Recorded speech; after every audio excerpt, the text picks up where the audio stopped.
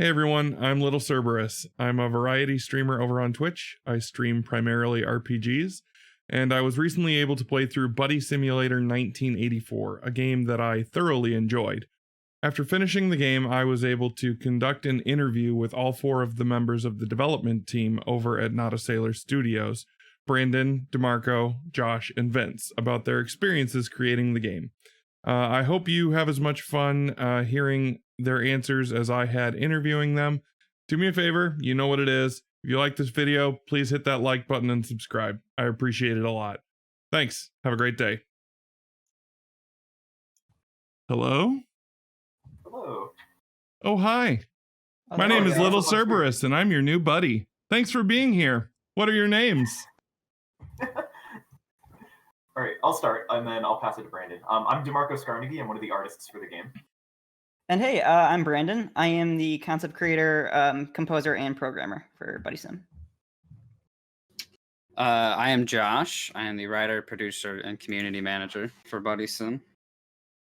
And then I'm Vince, and I'm the artist and graphic designer for Buddy Sim. It's a pleasure to meet you, Brandon, DeMarco, Josh, and Vince. I can already tell that we're going to become great pals. I'm excited to start interviewing you. I'm going to ask you some questions. Don't worry, they won't get too personal. Let's start with a simple one. What are your favorite colors? Oh, I love this already. I guess we'll just do the same order. Yeah, just go in the same order. Yeah, I'm a big fan of green. I love green. And I'm going to go for purple. Green, myself. I also picked green. Superior color. Those are great colors. My favorite is blue. I am Little Cerberus. I hope you guys enjoyed that. Obvious direct pull from the game. Yeah, I'm Little Cerberus. These are obviously the amazing developers at Not a Sailor Studios, who I have the pleasure of interviewing today about their game Buddy Simulator 1984. Fair warning, all of you in chat, this interview is going to be spoilerific, so good luck. Also, chat, just so any of you know, so all of you know, all of my alerts are turned off for this interview. I wanted to keep it as clean and simple and undistracted as possible. If you follow or sub or whatever, no, I love you, thank you, but there won't be any alerts. All right. So, you've obviously given us your names and your titles. Why don't you each just do a real quick description of kind of what your role was in developing Buddy Simulator and maybe what your background in video games is. Oh, cool. So my role was artist and animator. So I did a lot of the character designs and most of the character animations that were in the game.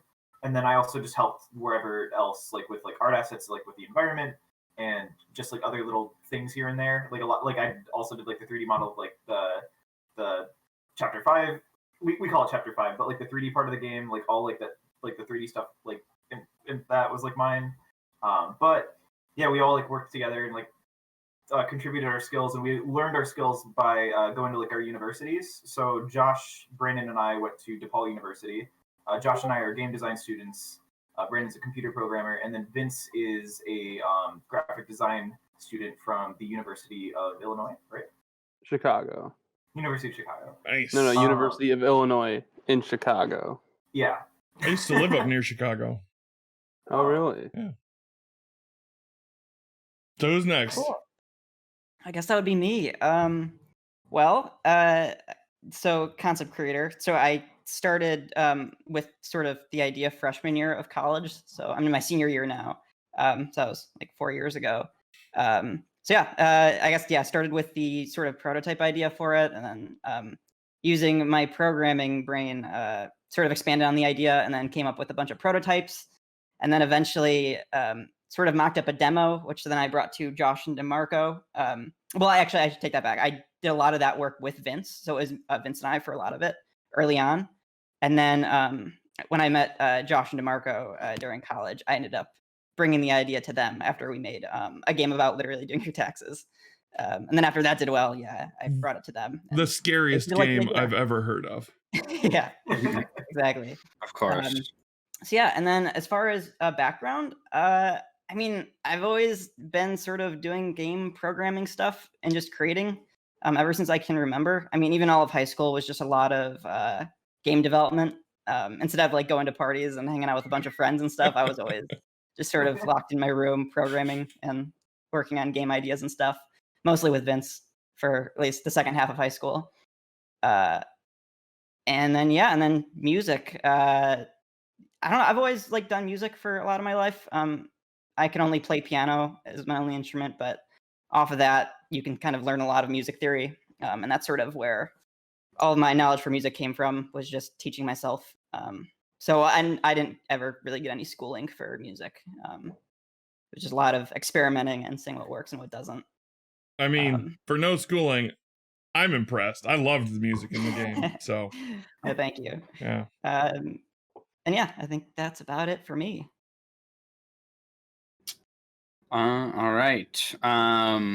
So I did a lot of the writing in the game, which mainly involves like the characters, how they're written. DeMarco beautifully like brought them to life visually, but I did a lot of like the backstory, their names, their dialogue. And then I worked closely with Brandon to kind of flesh out the story and make it as amazing as it is now. And then on the producer side, I helped organize like a lot of spreadsheets, the Google Drive, help set up meetings, try to keep us in scope. You know how scope is. Probably our biggest weakness this event, or not event, but this game was just trying to keep everything in scope. And then other than that, I did a lot of like community manager stuff in the Discord side. So I helped like, manage the mods, kind of keep things civil, keep things in check, manage events, game nights and things like that. But yeah, that's pretty much it. Cool. Yeah. So basically, as artist and graphic designer, I did a lot of the environmental assets for Buddy Sim, and a lot of like a few characters, not too many. I'd say like 3. And then for graphic design stuff, pretty much just any promotional material, like anything that you see like announced in the game, the logos, all the game's logos, Do the you do logos that this are. one too? I did do that one. Yes, that is my design. So yeah, I do stuff like that and like animations, things like that. So yeah, I guess I've been designing. I want to say like ever since like 8th grade. I got a free program called Paint.net. Yeah, good old Paint.net. Yeah, just like on a whim, and then I started doing like little designs for like people who wanted to be like local DJs and stuff in my town. And I guess I've just sort of worked my way up from there until college, and then eventually now. And then game design wise, that's all Brandon. I've been working with Brandon for a while now.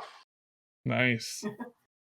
Nice. I like that you guys have known each other for a while and seems like pretty good friends, and even before, Buddy Sim and the horrifying Texas game.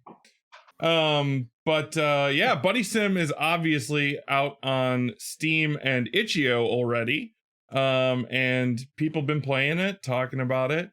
Even before release, there was quite a bit of talk about it because of the demo you guys put out. Were there any, or have there been any since release, like, holy crap, oh my gosh, so and so said what, or this person played our game kind of moments that have happened for you guys? Oh yeah. Yeah. Man, I think so. That was one of the craziest things. Is we for a game about literally doing your taxes. That was a game jam game that the 4 of us decided to do.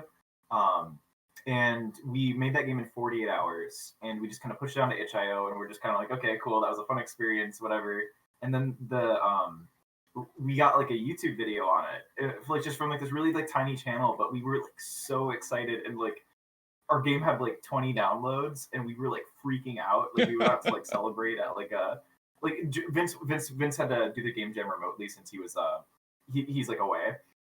But Josh, Brandon, and I like all went to like this restaurant down the street and celebrated the fact that like a couple of YouTubers played the game and we had like 20 downloads. And then every day it kept like growing a little bit. We were getting like more videos and we were like, holy cow. And then like we had like people like Jacksepticeye or Markiplier play it. And I just remember like calling my mom like crying and just being so excited at that whole thing. And it's just kind of like it's one of those things where it's just like we didn't expect. We joked about it like while we were making it, and then like all of a sudden all of our jokes started coming true. So we're quickly thinking of more jokes to like boost our exposure. And then yeah, and then like after that we were just like really happy with the results of the game about literally doing your taxes, and we just decided to pursue like a full-on game that we wanted to put on Steam. And Brandon came to Josh and I with that idea that he had already been working on Vince with, and that's just kind of how Buddy Sim like started to begin development. We didn't even really start that until October, right? Yeah, I mean October was when he dropped the demo. Yeah. October 31st, like, Halloween of last year. Wait. 2019, yeah. Yeah, 2019. Oh, I was like, that was like months ago. Okay. Forgot it was 2021. That makes more sense. Yeah.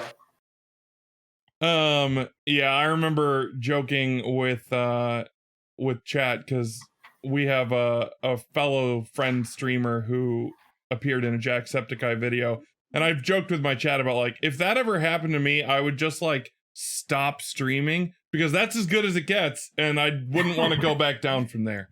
But yeah, so like it's funny to me that you guys like I called my mom and like, yeah, I would do the same thing. It's crazy stuff. Yeah.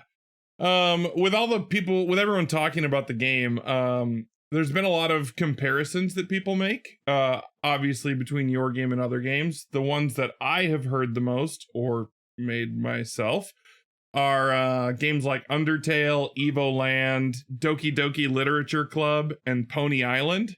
What do you guys think about those comparisons? I think the major thing about that is I think that every game you listed is like an amazing game.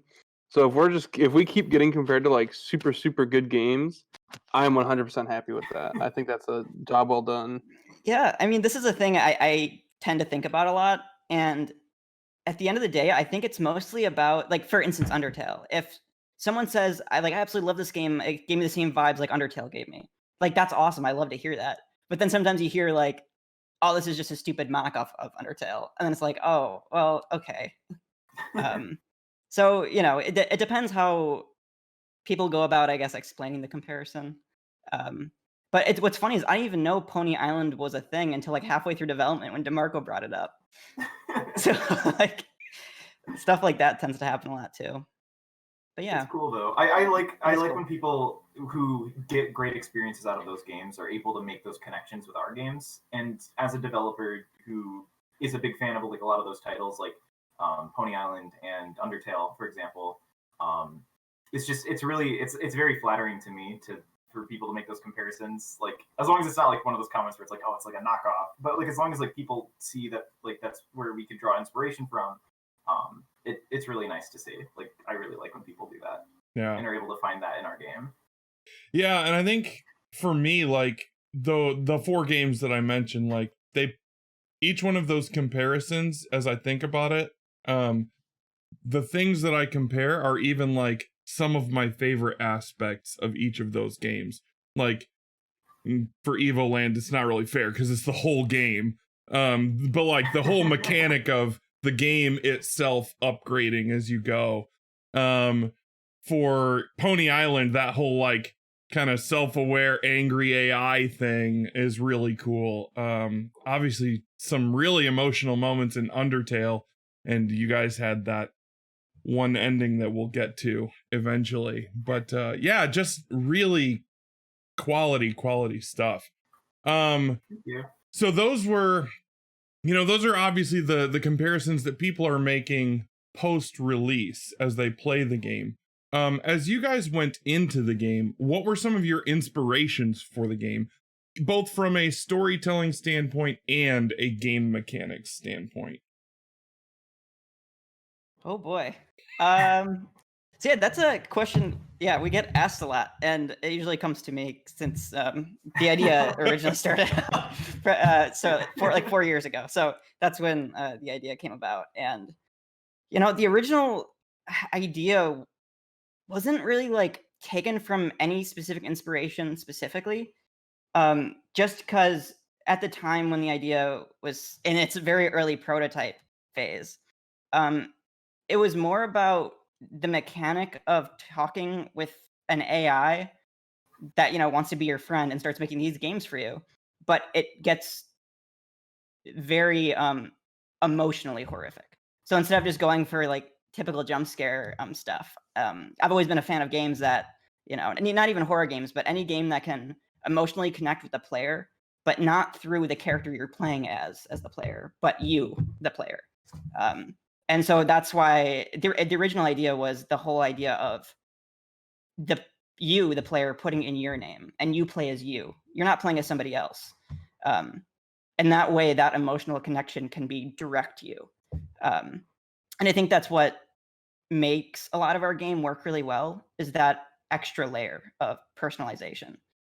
And so, yeah, I guess that was sort of the starting point. And then a lot of the horror elements, at least go upgrading and all that stuff, came in much later after we expanded on the game after the demo with Josh and DeMarco. Yeah. No, I like the way you described it, and I think you're definitely onto something about that more personal connection, about making you feel something as the player, not as the character. Which kind of goes into another question that I had, which is you obviously decided, and it seems like it was early on, to take an approach with Buddy that was less straight up horror and more like Buddy is abusive. And for, again, spoilerific warning, sorry chat.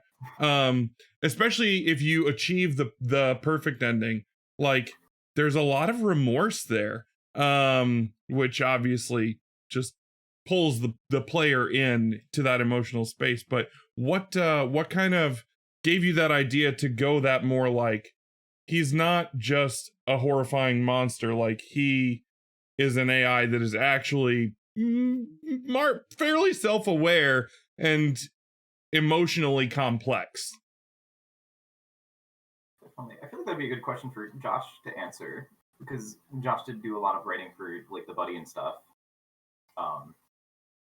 Do you want to take that one, Josh? Sure. Yeah. It's a really tough question because a lot of people often ask like, oh, did like a lot of these traits of like the toxicity in Buddy like come from like real events, or like are they based on like real experiences? And it's like, well, that wasn't the intention. Like, of course, we've all kind of like gone through something like that. But I wanted to make something that was at least relatable or recognizable in a sense to everyone, whether you're in a relationship, like with a friend, platonically, or you're like actually have a romantic partner. I just wanted to make that something everyone can at least understand, vibe with, I guess is the word. But yeah, it's a very tough thing to tackle because not a lot of games really delve into like codependency and manipulation and toxicity as like a story, especially like in a horror game. So I think that's what also kind of makes Buddy Sim pretty unique, is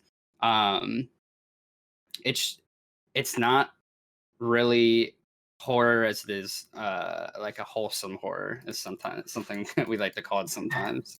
I like that. Speaking oh no, keep going, please. Oh yeah, I was gonna say one thing, and one thing that I think is kind of unique just about Buddy's character in general, and one of the reasons why super early on, he was, or they, because Buddy can do whatever, Buddy was written to be likable, and the original idea might be like, oh, if I want to make an AI that wants to be your friend, you might think, oh, super, just immediately right off the bat, obsessing over you. What do you want? What do you want? What do you want? But at the end of the day, that's not what makes a likable person, at least at the beginning. So by having that little bit of like room between you and your buddy or whoever, I don't know. I think that's what makes it work in the beginning. Is it's not super obsessive right off the bat, and it leaves room for that growth along through the whole story, as the build up to that obsessiveness. No, I love it. I love the term wholesome horror. I think that it's perfect for what you guys have created. I'm curious, how many psych classes have you guys had? I'm a counselor. I don't know if you know, I'm a counseling major. And so all of this, like, you've started talking about this. I'm like, ooh, yes. Like, let's talk. I think just the occasional, like, they pop up as a class elective, and it's like, okay, that sounds interesting. But I think we've taken, like, philosophy stuff, which has helped sometimes, but nothing like dealing directly with relationships and counseling and things like that. So it's a very weird genre and topic for us to tackle because we knew nothing about it. So it did take a bit. But I like that you tried to tackle it, and I think you guys did a great job.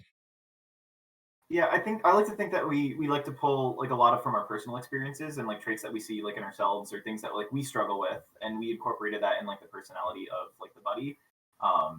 And yeah, just any like we've all been in toxic relationships, whether they're friendships or romantic relationships, and there are definitely a lot of behavioral like things that you notice like patterns in, like things that like might eventually cause the romance to like break off, and a lot of it can come from just the obsessiveness of what the person thinks about you, and that fear of what can I keep doing to keep this person liking me, and not realizing that in indulging in that fear constantly, you can accidentally push people away. And that's so when it comes to how we wrote the character, a lot of it came from just how we saw relationships based off our own experiences. And hopefully people can maybe relate to some aspects of that through the characters, or maybe even with the buddy themselves, and maybe like learn something maybe by the end of it would be kind of cool. Yeah. I think that's great. I like that you guys have obviously given it a great deal of thought. Yeah. And so kind of segueing out off of this kind of buddy simulator as a wholesome horror combination between really intense emotional stuff and some weird creepy stuff. That was super fun. Let's talk about that moment. How early in the process was that moment a part of the game? And how did you guys come to that decision?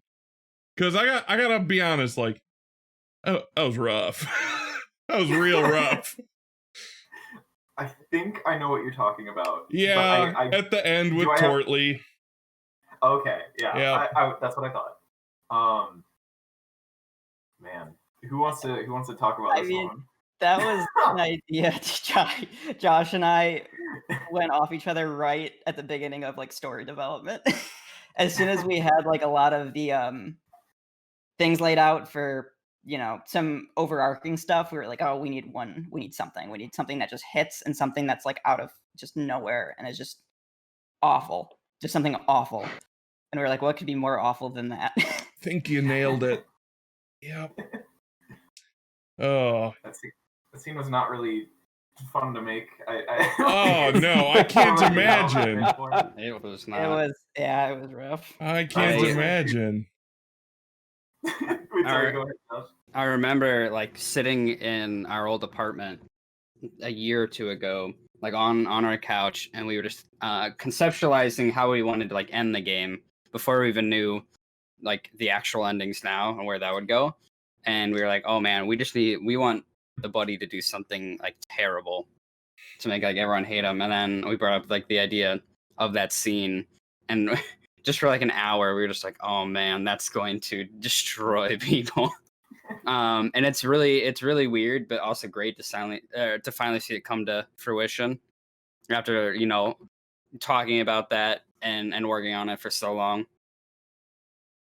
Yeah. I was definitely in like a really like I definitely had to put myself in like a really like artistically like in a dark place like mentally to like work on something like that. So I was listening to have you heard of it's like a 6-hour album called like Everywhere at the End of Time. And No. it's like about like dementia, and it's just kind of like the album slowly like deteriorates like as you listen to it. Like That's I was like rough. really emotionally invested like in this.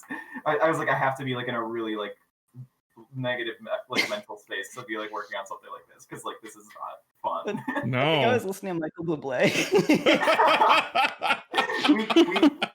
we handle artistic visions differently. I need to get into that headspace, and I need to get out of this headspace. Oh listen to the man. album. It's very emotionally impactful. Yeah, I will. I like good music. Yours was also really good. Special compliments on all of those ending songs. Thank you. So good. Speaking of, how early along in the process did you know you wanted to have multiple endings? Because to my knowledge, there are 4, though there could be more. But I know that there are at least 4 endings. How early did you know you wanted to have multiple paths and what they were going to be? I think that was something that we like. I to be honest, I don't really remember. Like a lot of like what happened during development is like it's kind of a blur. I like to think that that was something that we planned early on, but a lot of the writing for the end didn't actually come until like the last few months of development. Like, those endings weren't actually like put in place until like I want to say like 3 months before the game came out. So, and I remember ending 4, which I can't really talk about, but ending 4 was definitely one of the endings that we had to crunch pretty hard to get into the game because it was like we were like in the last like few like month of development, and we had to like we really just wanted a 4th ending. But as far as like what happened in them, like yeah, I don't know, like we kind of planned that as we went, didn't we? Yeah, I Yeah. mean, I know from the beginning we were like, we want multiple endings, and then every time when we would come up to our release date, we would be like, oh god, we can't get all the endings in, and then something would lead to another, and then it's like, okay, we have to delay, but then I would be like, oh wait, we're delaying, we can do all the other endings now, cool. And so it kept just like working out, and then yeah, I mean, I'm pretty sure like at one point we were like, you know what, we can't do all of them, we can only do 2, and then I don't know. Then I think we just had more time, and I was like, wait, I can do both of these endings in like 2 days. I can do this.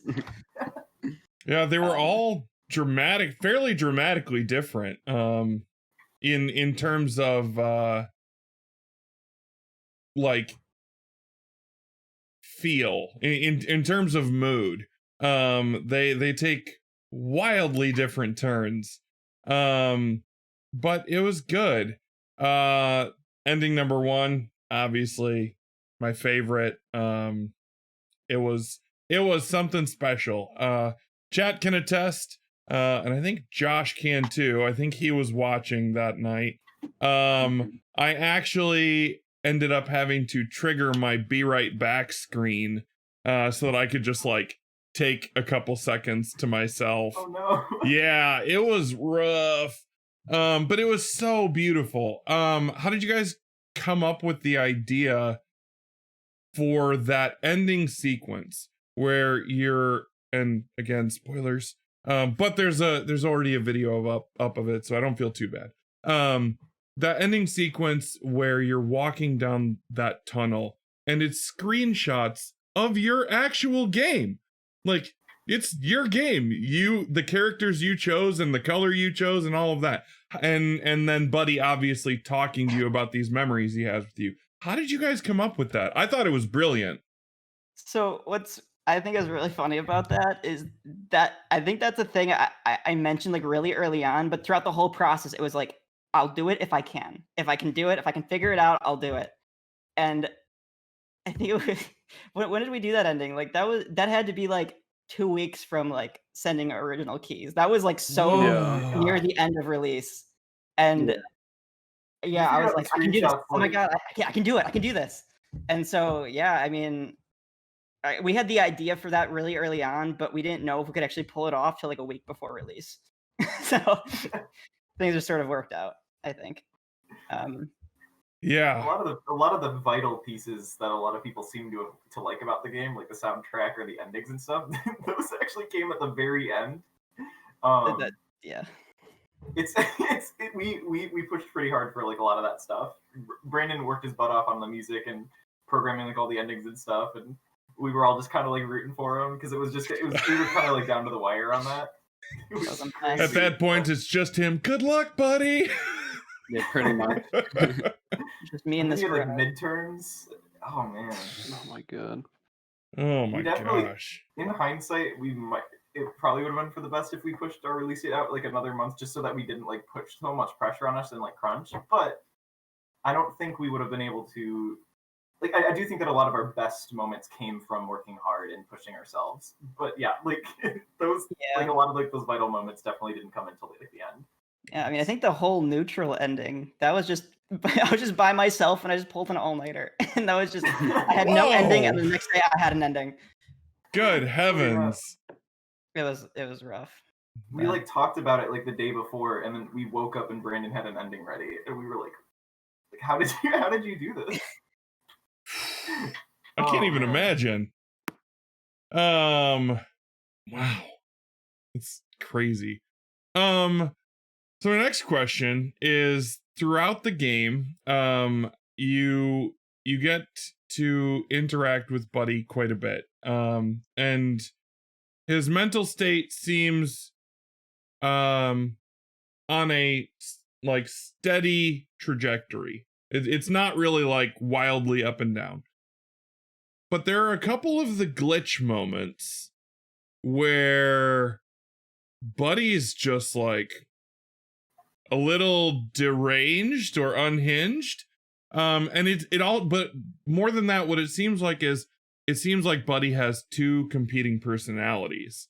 Like he's talking to someone else, a conscious observer. I thought maybe his conscience, but can AI have consciences? I was wondering if you could talk about that stuff. Yeah, well, funny thing is, Brandon didn't even program that. The AI just kind of did that on its own. We had no. I don't know what you're talking about. As far as like that stuff in the story goes, like explaining like lore, we can't really do a whole lot of that. We really want to make sure that people like in the community figure that kind of stuff That's out. fair. And come up with their own theories. Yeah, that is definitely a pretty vital part of like our story. Yeah, I think that's all we can really leave it at, unless any of the other devs want to chime in and maybe throw a bone. Like Josh said, people keep mentioning like 2D graphics. I don't really know.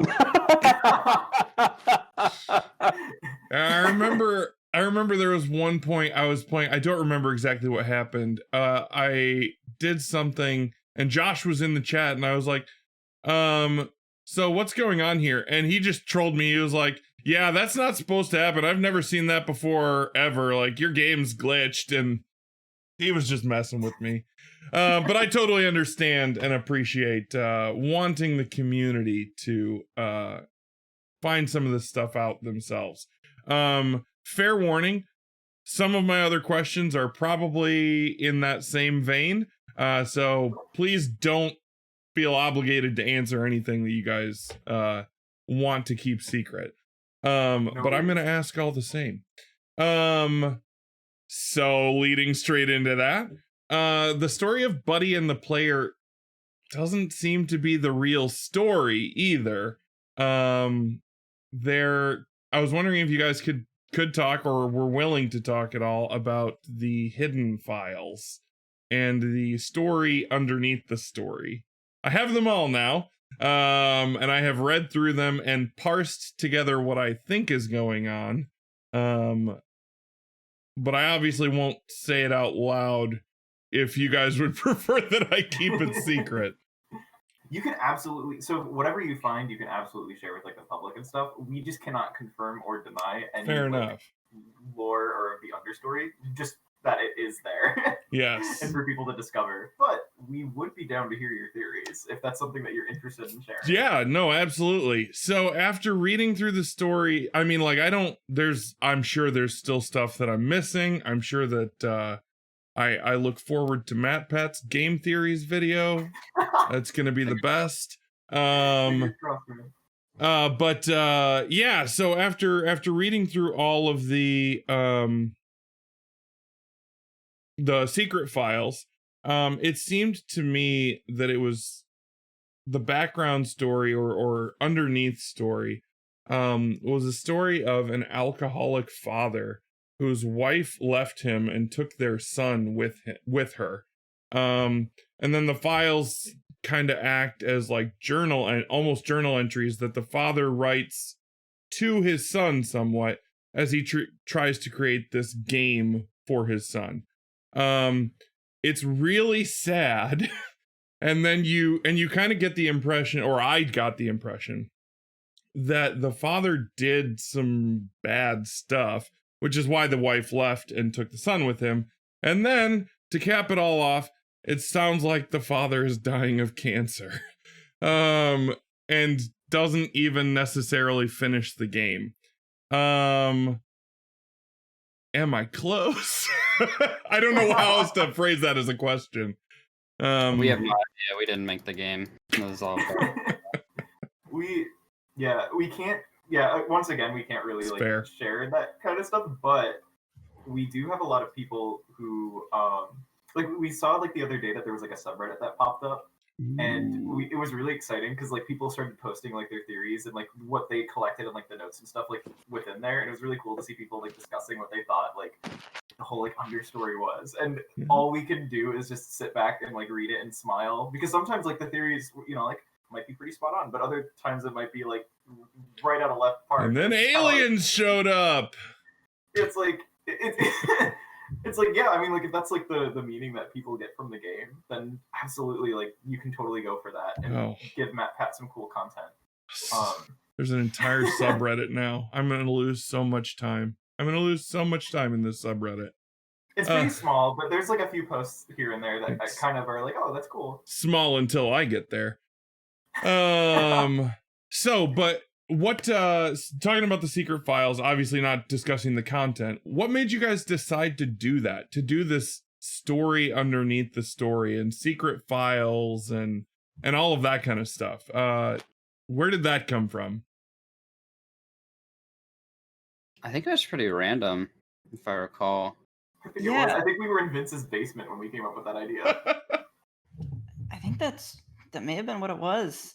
I think we just wanted one more extra thing. We needed one more thing just to make the game feel full. And I think that's what it was. And then the whole development of that narrative came mostly from Josh throughout the rest of development. Nice. I remember so in the text adventure, you can take the lantern or the shovel, and a lot of that actually came from the fact that we didn't really have a purpose for the shovel, at all in the game, or nothing planned. Nice. And so we were how can we give the shovel purpose? And then we started talking about how we already did have plans for this whole understory, and we were oh my gosh, we could totally use that as a way to tell that story finally. Yeah. And so. And then I remember DeMarco said, it's like you're digging for files. And then I was like, we're doing this. We're doing this. That's it. You nailed it. Speaking of the text-based adventure bit, personally, my favorite segment of the game. Not something you see almost at all these days, tragically. But I thought you guys did a great job with it. Especially some of the less obvious stuff. But there is one thing that still completely eludes me about the text-based segment after numerous playthroughs. And to my knowledge, no one has figured out what this is for. Is there some deeper, darker, nefarious purpose to the skulls with the eyes and the teeth? Because I am so confused. I think that's interesting because I think one of the only things that does later is sometimes characters will be like, "Oh, you have some nice teeth," and they'll be like, "Wow, what pretty eyes you have." Or Yeah, eye socket. I was gonna say, like, there's one where, like, if you give your eyes to the skull and then you get the doll, you're like, huh, if only you had an eye, like a spare eye to give the doll, and you're just like, wait, could I do that? And then you restart and try again, and you can't. You're like, wait, I'm so confused again. Yeah. That moment just Originally, the text adventure was actually written by a close friend of mine, Jake Bright, Nice. and it was basically just sort of like a creepy spin on the Robert Frost poem, "The Road Less Traveled." Yeah, I saw that reference. So I think, so I think it was basically just him like trying to like put in some, because he is a really good horror writer, and that's what he's done for a long time. So I think he was just trying to influence like some stuff for us to kind of pick up upon later. Yeah, I wondered if maybe it was, if its purpose was primarily just like mood and vibe setting, making you feel like, oh, I'm uneasy, this is a little creepy. I thought maybe that was possible, but also thought maybe there was something more there. We might add something. It's a fun little thing. It is fun, but then again, it was all fun. There are obviously quite a few secrets scattered throughout the game. Are there, to your knowledge, any secrets that have not been discovered by anyone?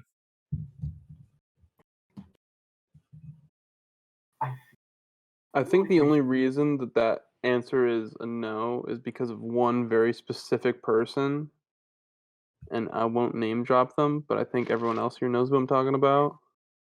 Oh. I don't think so.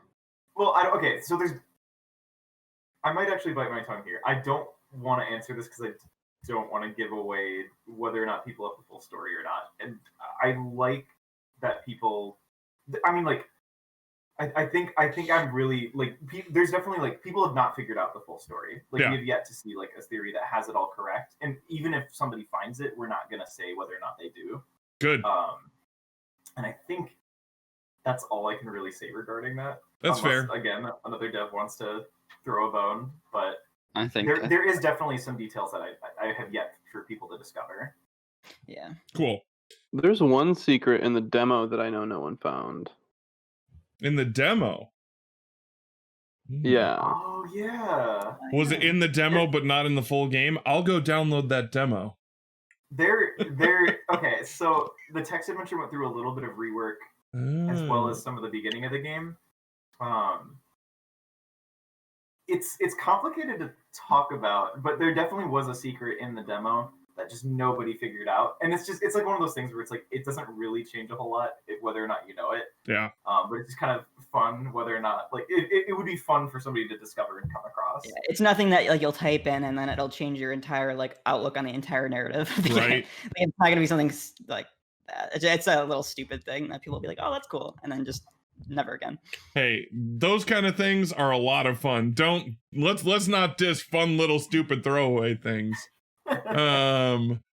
Yeah. Have any players done anything you just really didn't expect?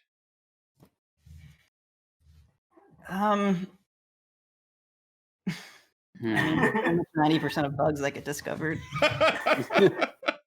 Oh my gosh, yeah. Like, some people will go really out of their way to, like, find something, and they'll get stuck, and we'll have to fix it because it's like we never expected players to do this certain thing. Well, my favorite is when, like, you see a screenshot of someone standing somewhere and they're like, wait, how do I get out? And then, like, I'll just look at the screenshot and I'll just start arguing with myself because I'll be like, there is no way this person got into there in the first place. It's impossible. There's no way to get in. It's like, how'd they get in there? There's no way. Somehow, yet people do. So it's a part of game dev, I guess. Indeed. Yeah.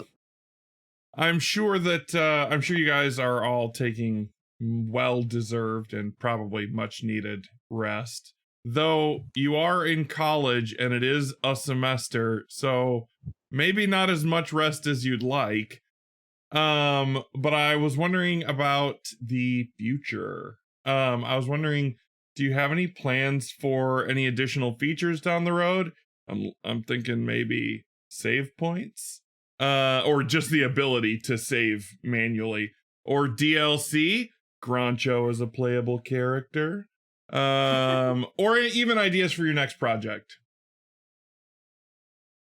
Yeah. As I far don't as think we can answer that too much, honestly. Honestly, what I can say, or unless Brandon, you want to say it? all I'm saying is we've discussed. Fair. Here and there. That's It fair. all- Part of it I'll also leave it does at that. depend on how the game does too, because we would love to continue working together as a team. We would love nothing more than to just like stay self-funded and to like live our dream and to continue making games together. But in order to do so, we'd have to reach like certain milestones and stuff like that. Yep. And it's just kind of like if we reach those milestones, we would absolutely love to like make more content, more games, and stuff like that.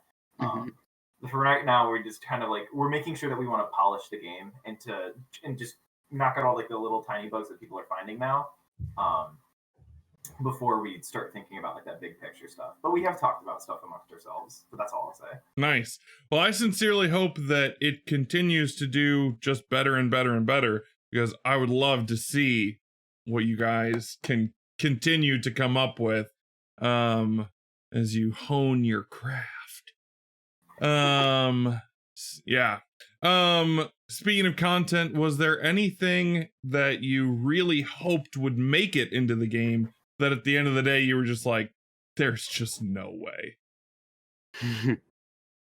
I'm talking about scrapped content or content that we're surprised we got in. No, scrapped content. Stuff that Okay. you at the end of the day you were just like, there's no way to get this in. Or this just will not work. Oh man. I actually don't know, because I remember us discussing a lot, especially as we were getting to a release date. Like, okay, we might have to start scrapping this stuff. But then I remember like, because we had like a list of like extra things that like we might scrap if we have to, and I feel like I remember like that all being green by the end of it. I think so too. Like that was a big reason that we did the delays, and why we were really happy for them is because all the extra content that we are really proud of was able to finally like make it into the game. I know that there's a lot of scrapped art assets that like I'd worked on, like certain characters or certain like expressions and stuff that were never used, but that's just like that's pretty normal standard stuff. And I've been kind of like sharing a little bit of that with like our Discord. Like we had 2 different versions of the Snoodle Wonker before we had the third and final one. I haven't seen those. I'll have to go look for those. I shared it in like our art and music chat. But yeah, there's definitely like that's kind of stuff that we want to like share kind of like over time and stuff as people like ask questions. I think I had As some far as, scrap like- songs. Yeah. Oh yeah, you had that other alternative Groncho song that you ended up changing. Yeah, that, and then I had like the original North song. There was a Like, Groncho song? Oh man, I think that would be a good answer. There was definitely some music that we wanted to. Yeah, I mean, I did have some like places where I wanted music, but I just didn't have time. Like one random example, and I'll just throw out there is during the birthday fight with Tim, I wanted to have like a battle rendition of Happy Birthday. Oh my gosh, that would be so funny.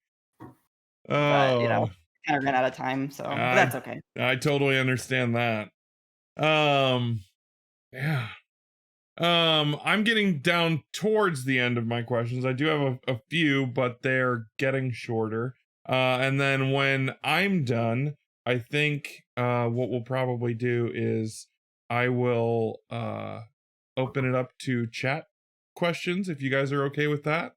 And we'll do that giveaway.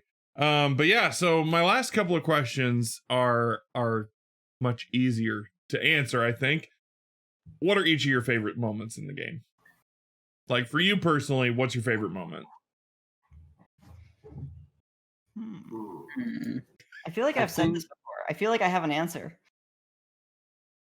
We've asked ourselves this question.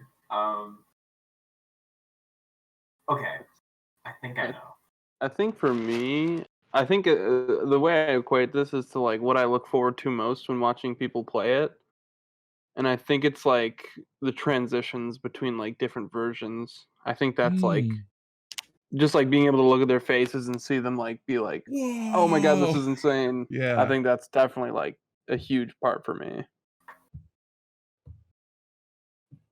Definitely. Yeah. I think for me, it's got to be the So there's that part of the game with like the lever puzzle, and you got to pet Milo in order to like cause that glitch to happen, and then you like appear in the place with like the doorway. I really like the scene where the player's like walking down like the hallway of doors, and then goes through the white one, and then you find that the figure in the room like tapping their foot, and there's like the two different like dialogue boxes happening at once. I just think that was just a really cool scene that kind of happened.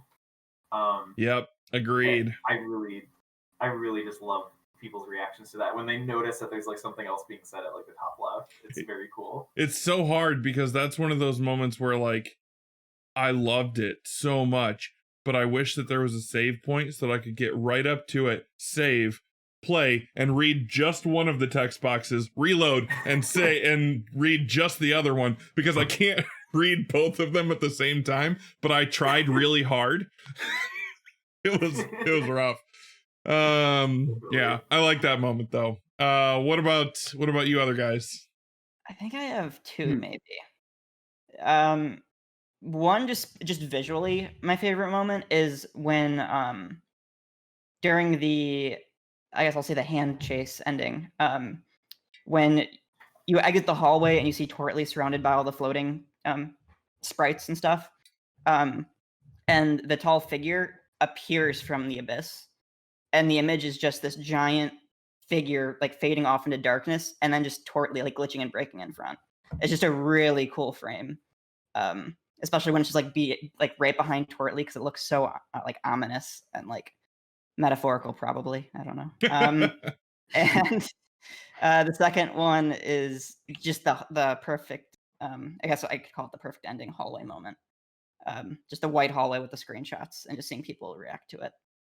Because that's definitely the most like impactful moment I like to think in the game. At least it's the one I feel the most emotional about. Yeah, I would agree. Even as like a game, like even as like, from my view, like this has been like an idea in my brain for like the past like 4 years, and like that was the moment in development where it finally felt like this is the end. Like we're finally doing it.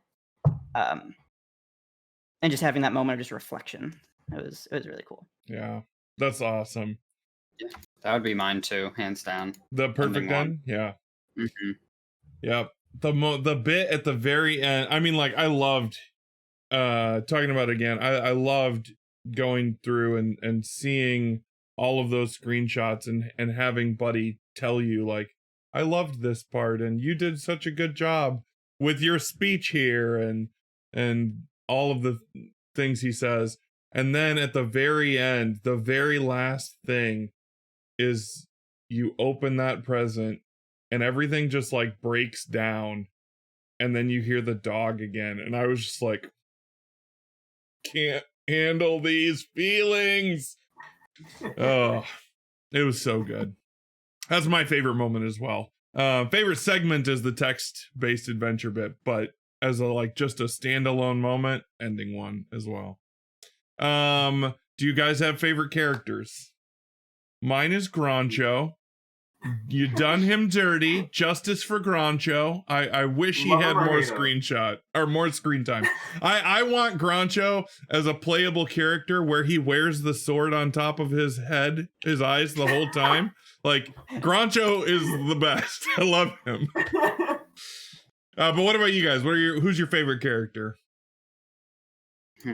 I will always love Morton. He's my boy. He's one of the only characters I created art-wise, and he's just so stupid, and I love him. God, I think Bean is gonna have to be my favorite. Everything about Bean I just love. Yeah, I think it was Josh told me what to do, like that there was something else you could do with the can of peaches. And then like I did it, and then I talked to Bean, and he's just like, "You're a monster." And I was like, "Oh, I'm so sorry." Still his parents. I'm starved. Yeah, I gotta agree with Brandon. Bean is for me it's a combination between Bean and then the band like Deja Perdisa. I really I just like the whole dynamic of the band and how they all get in like a stack and stuff, and that was kind of like as the like artist who like created like those characters and stuff. Like I really get attached to like little tiny like friend characters and stuff like that. And even though like the conductor like allegedly did that murder, Allegedly. You say allegedly, but allegedly, caught red. But I really just love those characters. Battling with them is a little tricky with like their height and stuff, especially the attacks come from above. Yeah. But I think that it's worth it just because they're an icon to me. So I'd die for them. I would too.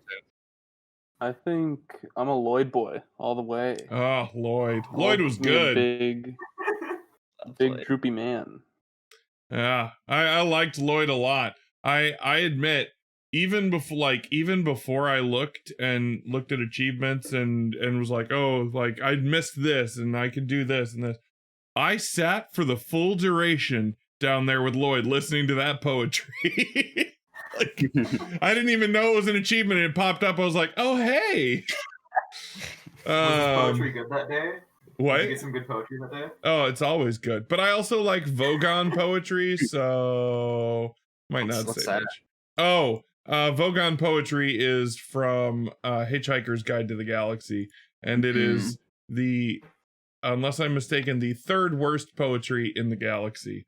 But it is very hilarious. I highly recommend you Google it. But yeah, I loved Lloyd. Lloyd, who just wanted a friend. So good. Speaking of his friend, did Scroobert kill his grandma?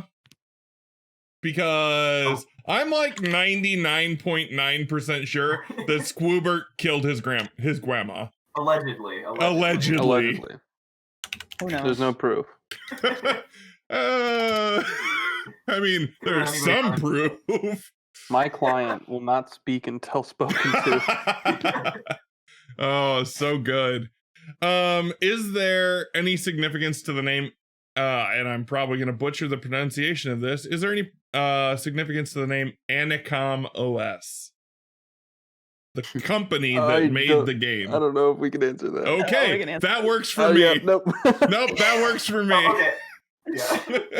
Redacted. And my last question before we open it up to chat, I think, is what would you say for each of you is the video game that has been most influential to you, not just for this project, but just as a whole? And you can interpret that however you would like.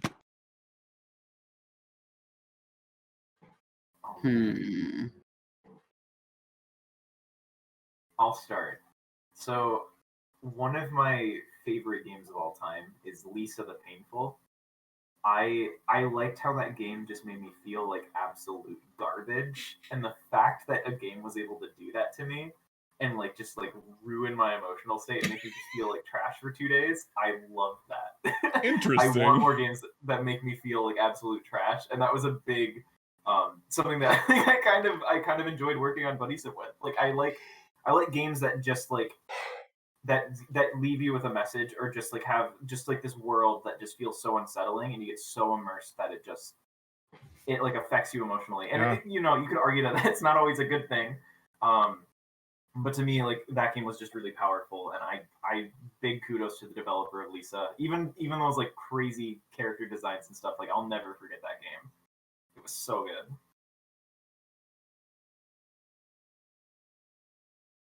Yeah, this is a hard question. This is way harder than I was hoping it would be. Definitely. We actually talked about this question before. Like we knew that this question was actually going to get asked, and Brandon is definitely going to struggle coming up with an answer here. Okay, it's hard because the original, original idea for the game, like when it was first in super early development, I wasn't really looking to other games for like inspiration early on. But as far as like, I mean, I guess I could answer the question of like what game essentially inspired me to want to make a game or like get into game development in general. And oh man, I know I haven't answered this. Oh, well, originally I watched Indie Game the movie. That was the big one. And then I was like, whoa, people can do this. That's cool. And then after I watched that documentary, which I highly recommend if you haven't seen it, yeah, I just started playing a lot more indie games like Owlboy, Hyper Light Drifter, and then realizing, whoa, these are made by small teams. That's crazy. And honestly, the thing that inspired just development, not just a buddy sim, but like just wanting to do games in general, is just realizing, whoa, like I can actually do this. Like it's not just you don't need to hire like 1,000 people to do this, and you don't even like need anything crazy or drop a bunch of money to make it happen. Like you can just kind of do it. You hear that, chat? Wise words. Yeah, just do it. Do it. Nike or Adidas. No, that's Nike. It's Nike. Yeah. So yeah, but games that I love and that have inspired me, I would say, are Owlboy and Hyper Light Drifter are two big ones. Very nice. Great, both great games. I still got nothing, Josh. It's tough. I wish I had like an indie game, but No, any game. I really, really love the Dead Space games. Just the writing, the atmosphere, the characters, everything. It's just they're so special to me. So Dead Space 2 was like a big one for me, but also some of like the Star Wars games growing up too, like the original Battlefront 2, or Republic Commando. Those were really big in my book. I was like, whoa, Star Wars is freaking awesome. And you weren't wrong. Vince, you're up, buddy. It's time. Oh God, I I think can answer for both of us too, Vince, if you need. I think one of the games that I look to like what really got me interested in like how games work and like how games I guess like function was probably Portal. I remember I bought that game on one Steam account, lost that Steam account, bought it again, lost that Steam account, and then bought it a third time. So I'd say if that isn't a sign of me enjoying that game, I'd be lying. Right. Absolutely. Such a And it was just really game. cool seeing like I guess like something new in games because like you always like in like that sort of era it was just like a lot of like hit and smash, cool action scene, but like having like that sort of like such like a different aspect of like functionality, it was just like mind blowing to me, and that I feel like I've been interested in games ever since. Yeah. Oh, it's so great. Life is Strange was another big one that took a toll on me. What was it? I missed it. Life is Strange. Oh, I still haven't played that. I heard great things about it, but I still have not played that one. It's really good. It's very like hipster, but it's very good. I don't like the dialogue. Everybody says this. The dialogue is a little bit corny here and there because it's like a bunch of like adults like writing for teenagers, and it kind of shows sometimes. But holy cow, like I really like just like the art So and pretty. just the story. Oh, the soundtrack. The soundtrack's so good. Oh yeah, I listen to the soundtrack so much during the development of Buddy Sim. It really puts you in a mood. That's inspiring. I do love, I would say like 85-90% of what I listen to is just movie or video game soundtracks. So I will definitely have to check that one out. Yeah, you think of the scene that plays during those songs, and it just like strikes a chord with you, and it just impacts you in a way that just like regular songs can't sometimes. There's literally scenes in the game where you can just lay down like on a bed, and there's just a radio playing a song, and it just does different like camera angles of like the bedroom that you're like laying in, and you just sit there for like 10 minutes because it's just so cozy. I'll have to check it out. That is the end of my questions. I think now, if you guys are still good on time, we can open it up to chat questions. Because I'm sure that some of the people in my chat have some burning questions that they would like to ask. So, chat, please drop them in the chat. I said chat a whole lot of times there. I am also going to fire up that the giveaway. I'm going to put a timer on it for 10 minutes. So it should be live. So ! Giveaway. I'm giving away 3 copies of this amazing game that they created that we have been talking about, Buddy Simulator 1984. Easily one of the best games I have played in a hot minute. Super enjoyed, so much so that I 100%ed it, which I basically never do in video games. Wow. So if you're interested, !giveaway. Otherwise, drop those questions in chat. Also, I kind of recommend using the highlight my chat message thing, which I hope is turned on. Sensei says, my question is, what is your favorite color to play as? Plus, why can't we play in black or white? Those are boring colors. Come on. That is what You've Buddy heard this. says. You know this. I mean, the technical reason is it just wouldn't work. White with that like level of bloom effect with a white on black text would just look awful, especially for the rest of the game. And I think the opposite is just kind of what you start out with originally. So when the color changes, it won't change to anything. It'll just be black and white again. I will admit, I did try both of them. I was like, there's no way black is gonna work. It'd literally just be a black screen, but I tried it anyway. But, you know, they're boring colors. You should honestly patch that in. To the people who just want to see what happens. It that's would be on fun. them. It would be funny. Buddy is just gonna say, I have a surprise for you. Color shake, nothing happens. It's your favorite color. And they have to play the game like that now. You They're have to play stuck. the game like that. Oh yeah. my gosh. Oh my gosh. Let's see. Violinity wants to know, Brandon, do you have a method for deciding what languages or frameworks to use for coding? It always depends on, you know, obviously like what you're doing, what you need to like accomplish, but at the end of the day, it's about what you're good with and what you know you can like do a lot with. Because, you know, for something like this, if you're like still in the phase of like doing experimental projects or just like school projects, whatever, those are the times like when you want to like experiment and like jump into brand new frameworks and like learn. But when it comes to something like this, a very long-term project, you have to make sure like you know what tools you're using and make sure like you're pretty well versed with them. And so that was pretty much my big thing. Like I have side projects, and in those ones, those are the ones where I just use random frameworks, whatever, and experiment. But with Buddy Sim specifically, I made sure, to use ones I was familiar with, at least for the future too. Excuse me. AP Skarn would like to know, from an audio perspective, what was your favorite sound effect that you designed, and how did you design it? Oh man, well, actually, I do want to give a quick shout out to the person who pretty much saved our butts for sound, Eric Owen.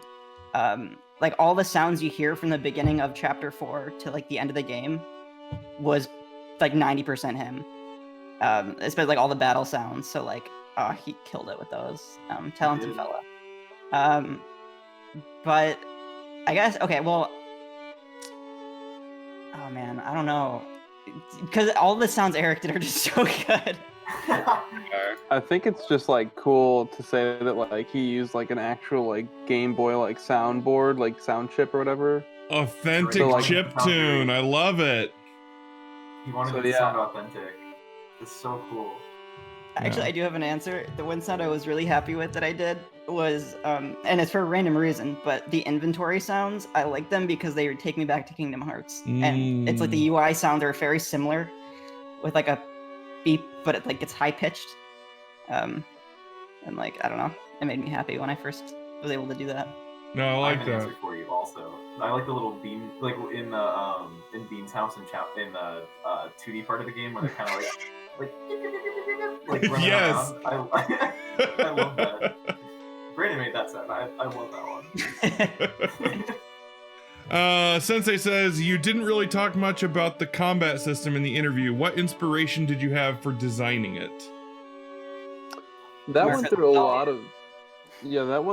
of different like ideations. Like at times, like it was gonna be like an actual like sort of like Typing of the Dead style like type game, and then you know the ideas were brought in for things more like Super Mario, like Superstar Saga and stuff like that, like Paper Mario, things of that nature. Yeah.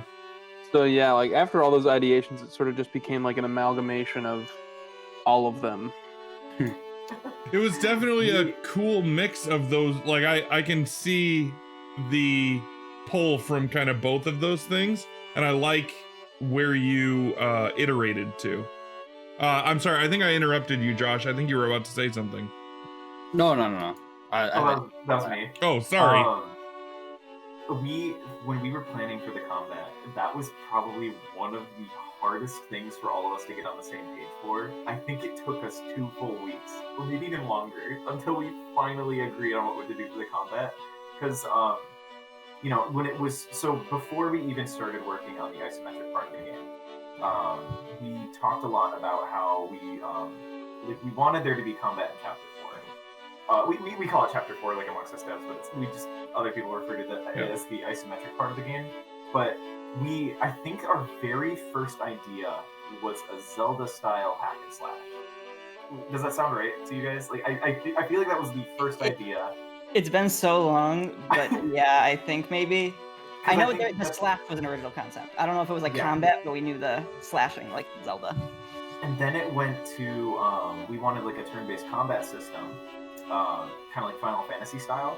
But we just figured that wouldn't be really as exciting, and so we thought like, oh, this game's like a typing game in command prompt. What if we made it like typing of the dead, like Vince said?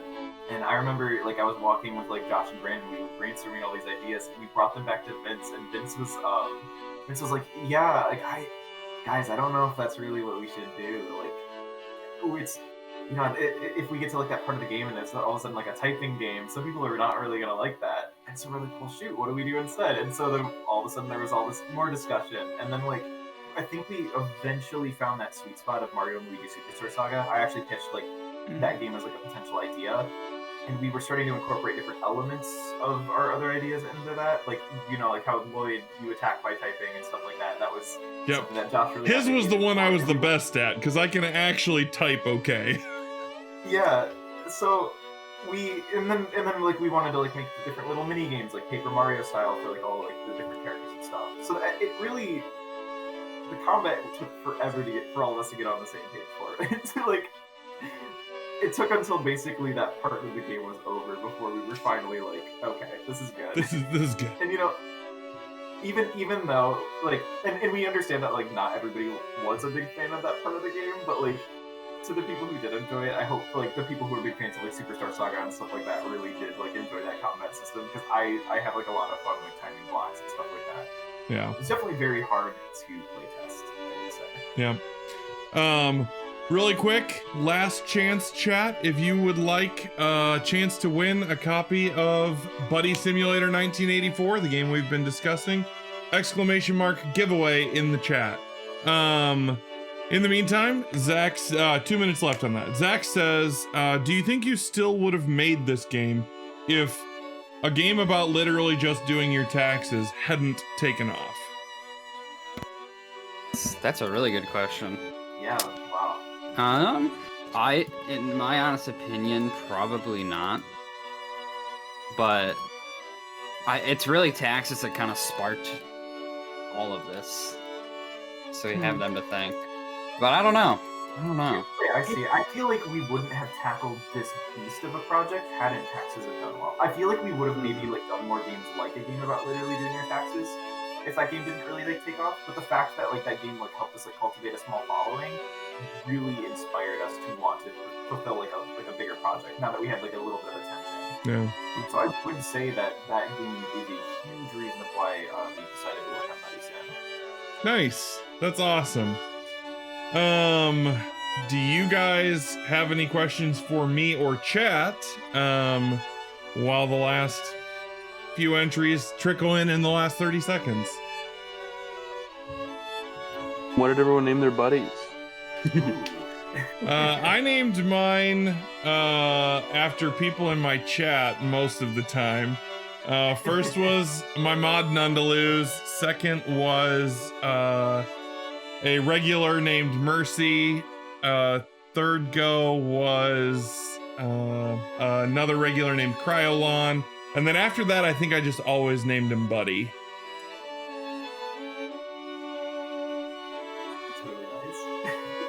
I think my most common buddy name was just random letters because I don't know what to put anymore. I'm sure you guys have played the game just so much, though. Oh my goodness, yes. One thing that's actually really fascinating, and I don't know if this is okay to say, Yeah. but I don't think I've ever played the game from beginning to end.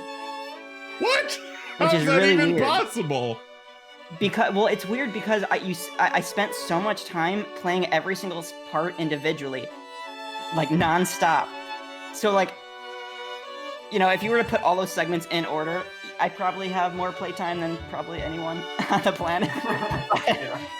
Yeah, it's like I just never really had time to. I still have to do that. I still need to just every time I would try to play through, a new bug would pop up, and then I'd have to fix it and start over. And yeah, Well, I should do that. as a consumer of the game, I highly recommend you play through it from beginning to end. We'll see if I like it. I don't know. It might not be my kind of game. Oh my gosh. Took care of like all the playtests and stuff, so that was like a very like once we had finished like our respective aspects of the game, we actually told Brandon like not to worry about like conducting playtests with people. We were gonna handle it, and so we got like our friends, our family, and even ourselves that we played through the game so many times, so many different people. It's crazy, and then we threw them all in like the credits too, because we wouldn't have been able to find so many of the bugs without them. Oh man. Yeah. I'll ask one last question, and then we're gonna wrap it up because it's in that same vein. Is did you ever get sick of it? Did you ever just like playing the game? You're just like, I never want to play this game again. Oh. That hurts. Oh, that hurts because it is so true. Yeah. After 50 playtests, I can say yeah. I think Brandon got it the worst, but after a ton of playtests for us, yeah. I think it was nice when making it because after a few months of like making it and you'd get super bored of it, you'd be able to jump to the next like basically making like a whole different game, which was like really helpful. But like, yeah, by the end of it, there's almost like a really bad mental state where you're just bored of it because you've played it so many times that you're like, this game's awful. Like this is gonna suck. Yeah, when you work on something for so long, and I don't even know if this just applies to game dev, but when you're constantly on repeat every day, every morning, waking up, looking at the same thing every day until you go to bed, and then repeat for the next like 4 months, you know, you start to not like it. Yep. I think that's fair. And yeah, the hardest part is when you have the thoughts of, are people even gonna like this? Because it's like hearing the same song over and over and over and over again. You start to get sick of it, even though you loved it at the beginning. Mm-hmm. Or if you make it your alarm clock. Oh yeah, don't do that. Yeah. Well, it takes a toll. It's boring, but then it gets fun again. Yeah, but I mean, Brandon, Vince, DeMarco, Josh, rest assured, people like your game. I certainly liked your game. Again, I don't 100% games very often. The fact that I was not even just willing, but like that eager to do so says a lot from me anyway. I will ask one more question that is just a yes or no answer because I see Sensei asking it multiple times. He would like to know, can we get a rainbow color? How